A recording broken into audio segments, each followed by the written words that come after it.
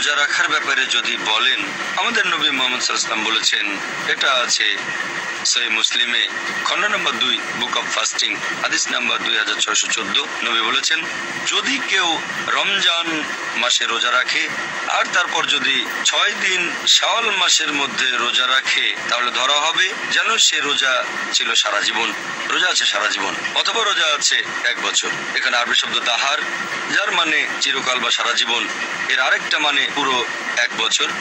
তাহলে যদি রমজান মাসের সময় পুরো 1 মাস রোজা রাখেন, তারপর শাওয়াল মাসে 6 দিন আবার রোজা রাখলে ধরা হবে রোজা ছিলেন পুরো 1 বছর। এখন শাওয়াল মাসের রোজার ব্যাপারে যদি বলি যে রমজান মাসের পরপরই কি শাওয়ালের রোজাগুলো রাখবো নাকি পরেও রাখতে পারি, সবগুলো রোজা কি পরপর রাখবো নাকি রোজাগুলো আলাদাভাবে রাখতে পারি, বিশেষজ্ঞগণের মধ্যে এটা নিয়ে মতভেদ আছে এই রোজা রাখার ব্যাপারে।